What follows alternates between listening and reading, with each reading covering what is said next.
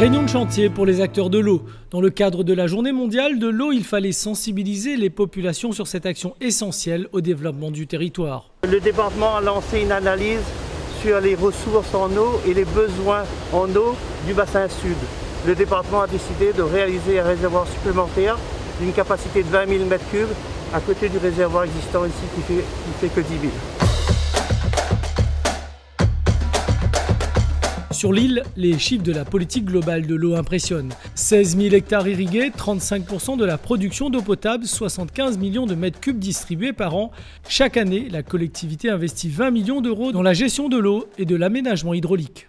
Et l'un des bénéficiaires de ce progrès, c'est le monde agricole. Comment la Réunion connaît l'une des pires sécheresses de son histoire. Il y a encore beaucoup de choses à accomplir. Je viens de citer par exemple les Hauts-de-l'Ouest en exemple, mais dans le sud, avec la dynamique autour de la Saphir, mais aussi l'engagement du département qui est à souligner envers son agriculture, envers cette agriculture réunionnaise.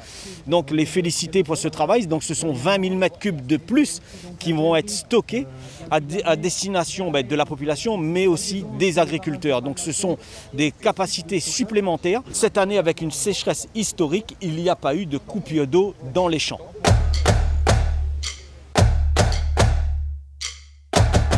Sur le papier comme sur le terrain, la construction de ce réservoir à ciel ouvert en béton armé de 20 000 m3 est phénoménale. Il complétera celui de 10 000 m3, un réseau interconnecté dans une dynamique de hub. C'est vraiment un hub parce qu'on a à la fois des infrastructures départementales, donc l'eau dérivée depuis le barrage du Bras de la Plaine. On a effectivement les infrastructures de la Civis, donc avec une station de potabilisation en cours de construction qui va desservir l'ensemble de la ville de Saint-Pierre. On a également un refoulement d'eau vers la Casse Sud. Donc cette eau qui est ici stockée et collectée est destinée au final à l'ensemble des intercommunalités pour les besoins en eau potable, l'intercommunalité du Sud, mais également pour l'ensemble du monde agricole. Il faut savoir qu'une partie de l'eau qui est stockée ici part effectivement en direction de la zone basse au niveau de la ravine des Cabris Bois d'Olive pour être turbinée, pour produire de l'énergie renouvelable avant d'être redélivrée au niveau de la zone agricole basse, au niveau de Pierrefonds. Donc pour faire en sorte que eau agricole, eau potable et production d'énergie renouvelable soient au final une problématique un peu globale. C'est ce qu'on appelle aussi la gestion globale de l'eau au département. Une vision intégrée de l'eau car nous ne faisons qu'emprunter cette ressource, ce patrimoine naturel. Il y a forcément une vision patrimoniale de la ressource en eau d'une façon générale. L'eau, comme tout le monde le sait maintenant, c'est un cycle. On est bien sur cette notion d'emprunt que les générations actuelles font aux générations futures. Ces ouvrages, livrés en début d'année prochaine, auront coûté 9 millions d'euros. Une manière de sécuriser la ressource et ainsi de voir l'avenir de ces terres du Sud avec optimisme.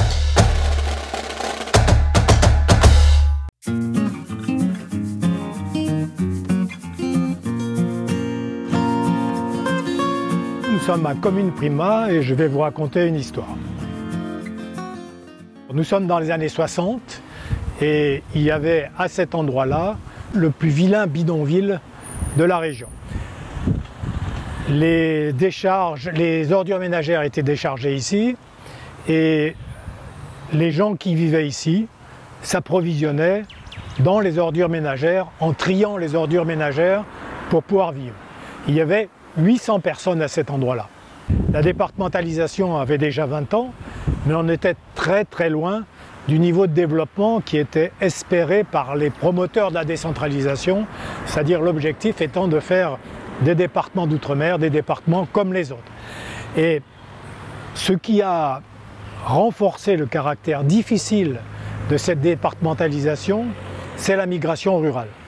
Les familles qui étaient dans les zones rurales et qui avaient un peu de mal à vivre de leur travail se sont agglutinées autour des villes et ont constitué une ceinture de bidonvilles autour des villes, pas seulement à Saint-Denis, mais dans l'ensemble de l'île. Pour prendre le cas de Saint-Denis, il y avait le centre ancien qui était bien quadrillé avec des maisons normales, etc.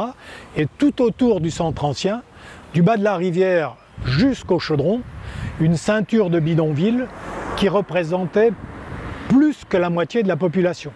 Il y avait extrême urgence, d'une part sur le plan sanitaire, d'autre part sur le plan social pour que ces gens aient un minimum de revenus, d'autre part sur le plan de l'éducation, puisqu'il n'y avait pas d'école pour tout le monde, et enfin sur le plan du logement, puisque les conditions de logement étaient détestables. On s'est mis à construire beaucoup, grâce au FIDOM en particulier, mais grâce à plein d'opérateurs qui se sont lancés à ce moment-là, comme la CIDRE ou les HLM. Et donc on a construit, comme ici, des immeubles en R+3, R+4 pour loger le plus grand nombre de personnes possible, les sortir des bidonvilles pour pouvoir réaménager derrière et faire sur les anciens bidonvilles des opérations de réhabilitation. Il fallait y aller massivement et c'est ce qui s'est fait pendant les années 60 et 70. L'objectif dans ce quartier-là, c'était de faire un mail central sur lequel on trouve des équipements, beaucoup d'espaces verts et beaucoup d'équipements sportifs, et autour de mettre des logements de façon relativement dense pour que la population puisse avoir accès et aux espaces verts et aux équipements sportifs à proximité immédiate. La génération des jeunes actuels ne se rend pas très bien compte de ce qu'était La Réunion il y a 30, 40, 50 ans. Et c'est un peu dommage, parce que lorsqu'on veut décider de là où on veut aller, il faut savoir d'où on vient. C'est une évolution fabuleuse qui s'est faite en 40 ou 50 ans, qu'on aurait pu faire sans doute meilleure, mais qui est quand même assez représentative d'une volonté massive de changer de société pendant cette période-là.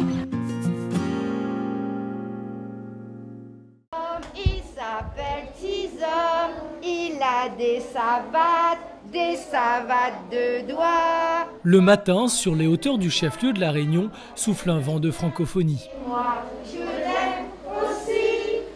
Son ABCD a caché des lettres. ABCD, E, F, G, H. Les enfants des écoles voisines, les centres de loisirs, les classes transplantées fréquentent régulièrement ce lieu, tout comme les stagiaires francophones de l'océan Indien. C'est M. Yves Parron, chercheur à l'INRP, Institut national de recherche pédagogique, qui était vice-président de l'AFL, Association française pour la lecture, qui, de passage dans l'île, pour exercer son métier d'inspecteur, s'est dit qu'il va falloir mettre en place un centre où on préserve l'interculturalité, un lieu convivial où les parents viennent accompagner les enfants pendant un temps long, une semaine, en internat, pour qu'ils puissent voir comment l'école fonctionne à l'intérieur. 250 grammes de semoule, de maïs, 125 grammes de beurre, 125 grammes de sucre, 4 gros œufs. À quoi ça sert de lire ? Matin 50 grammes. Pour bien réfléchir, qu'est-ce qu'on fait ?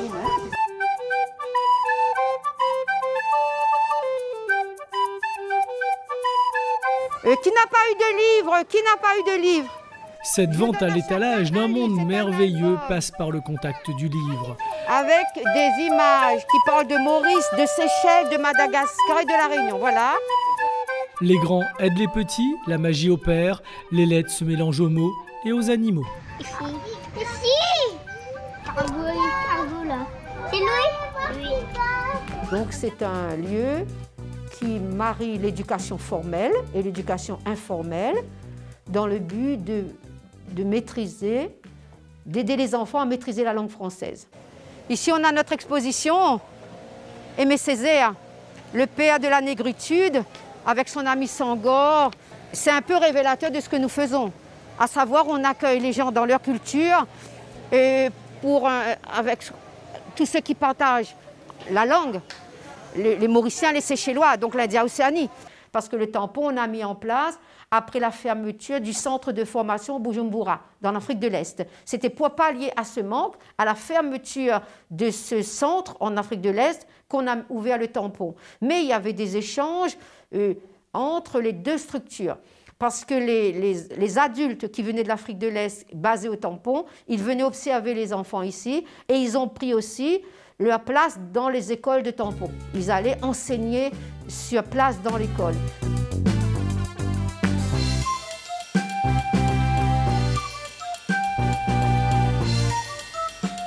Le Centre local de France Éducation Internationale œuvre donc pour le renforcement de la langue française dans la zone, en Afrique australe, en Afrique orientale et également travaille dans l'océan Indien.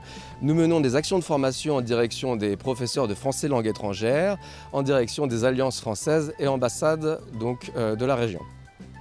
Donc là, on est dans le bureau d'Anne-Charlotte. Anne-Charlotte qui a bénéficié des formations de France Éducation Internationale par le passé, qui aujourd'hui est chargée de programme chez nous au centre local. Via les réseaux d'alliances francophones et avec l'accompagnement du département, en CUI ou en volontaire de solidarité, elle a connu Madagascar, le Mexique, Taïwan, l'Australie et l'Afrique du Sud.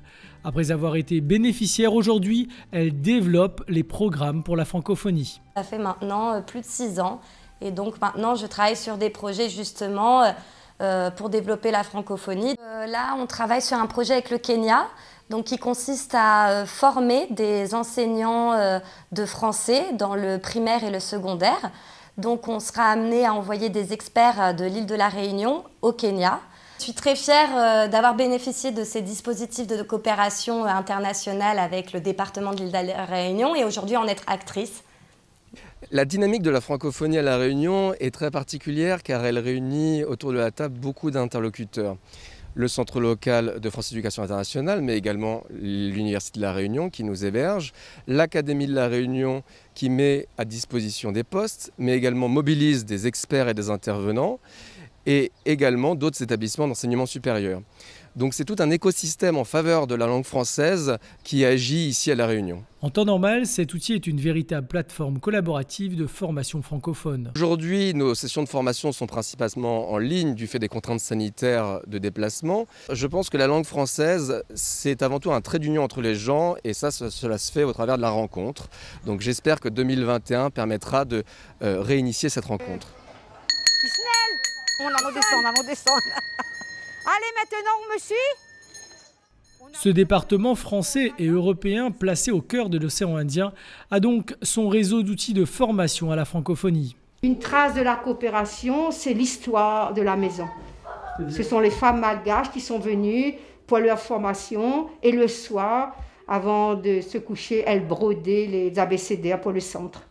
C'est notre histoire qui est là. Donc ça veut dire que ces deux structures étaient complémentaires, qui répondent à la francophonie. Pourquoi? Parce que c'est un espace de liberté. La francophonie, c'est la culture. On vient avec sa culture, ses préoccupations, ses rêves, son imaginaire, ses obsessions. Et on a la langue française en commun.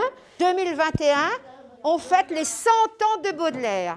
Souvent, pour s'amuser, les hommes d'équipage prennent des albatros. Le français, point d'accroche de la multiculturalité de l'India-Océanie. Ces outils prouvent que c'est possible et qu'ensemble, ils préparent l'avenir de cette région du monde. Lire, c'est l'affaire de tous. Donc, un lieu qui nous permet de se réunir, questionner et tenter de trouver ensemble des questions, ces outils comme ça doivent être portés par tout le monde.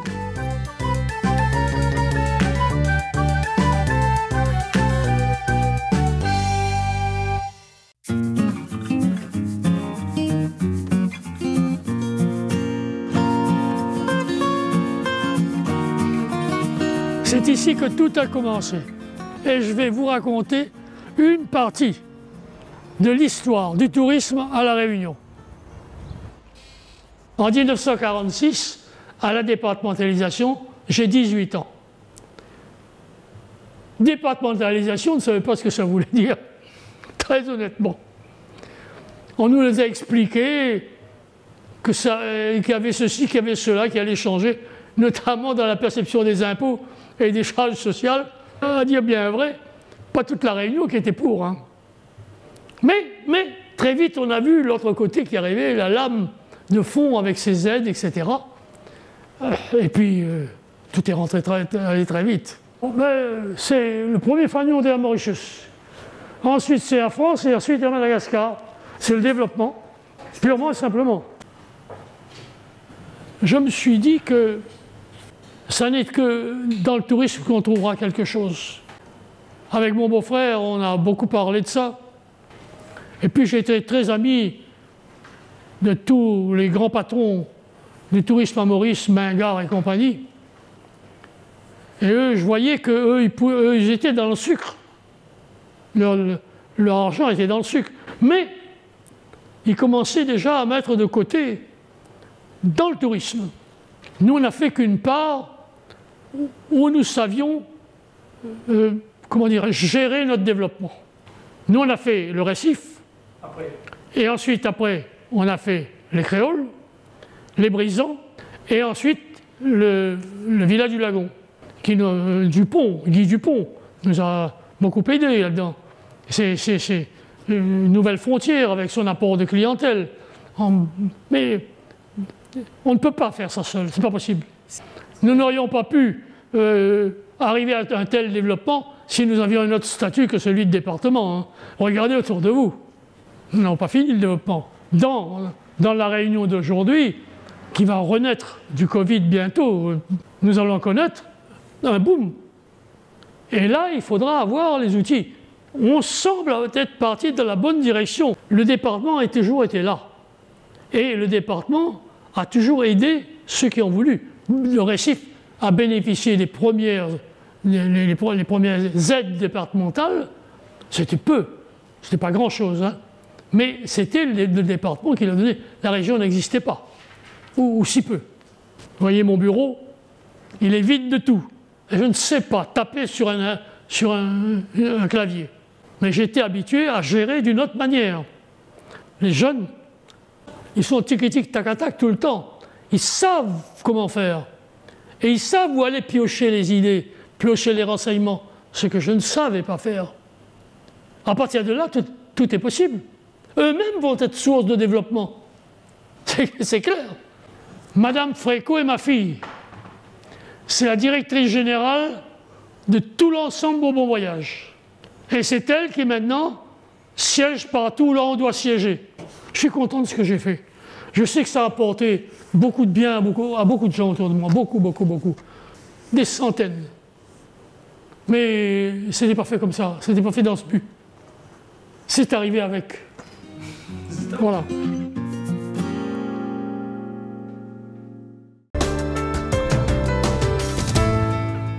Les élus de la collectivité adoptent le plan départemental de transition écologique et solidaire.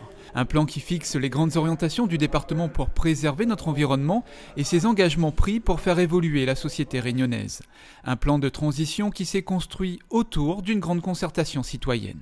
L'objectif de ce plan est de démontrer que le changement est possible aujourd'hui, donc ensemble.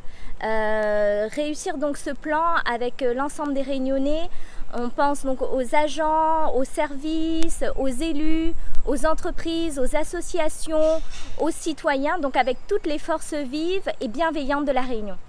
Les élus ont également adopté lors de cette séance plénière un plan visant au développement de la filière biologique sur notre territoire. 5 millions d'euros y seront consacrés.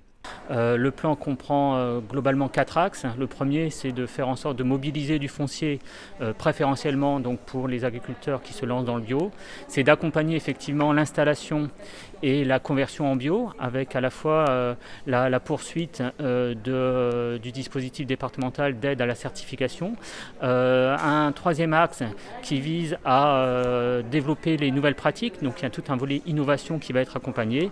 Et enfin, le dernier volet, c'est de permettre aux consommateurs d'accéder plus facilement, avec notamment la réalisation de marchés spécifiques pour les produits bio. Le département reconduit son engagement au plus près des communes et des CCAS avec l'adoption du pacte de solidarité territoriale deuxième génération. 100 millions d'euros seront alloués sur les 3 prochaines années à l'aménagement et au développement économique et social des communes de la Réunion. Les élus ont également adopté à l'unanimité une motion relative à l'accélération urgente de la campagne de vaccination contre la Covid-19 sur l'île.